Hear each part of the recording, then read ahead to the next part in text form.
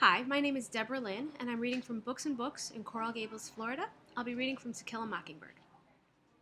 I suppose she chose me because she knew my name.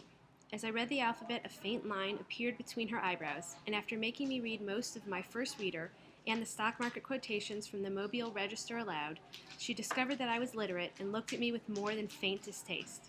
Miss Caroline told me to tell my father not to teach me anymore. It would interfere with my reading. Teach me, I said in surprise. He hasn't taught me anything, Miss Caroline. Atticus ain't got time to teach me anything, I added, when Miss Caroline smiled and shook her head. Why, he's so tired at night he just sits in the living room and reads. If he didn't teach you, who did? Miss Caroline asked good-naturedly. Somebody did. You weren't born reading the Mobile Register.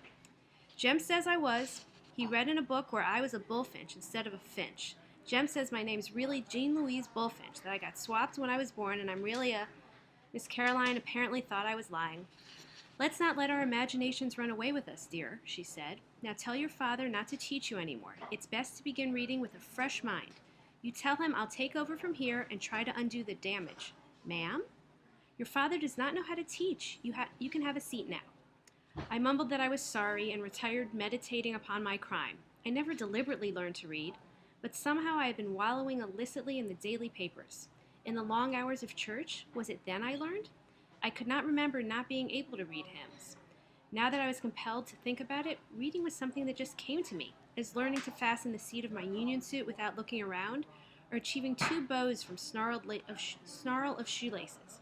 I cannot remember when the lines above Atticus's moving fingers separated into words, but I had stared at them all the evenings in my memory, listening to the news of the day, bills to be enacted into laws, the diaries of Lorenzo Dow, anything Atticus happened to be reading when I crawled into his lap every night. Until I feared I would lose it, I never loved reading.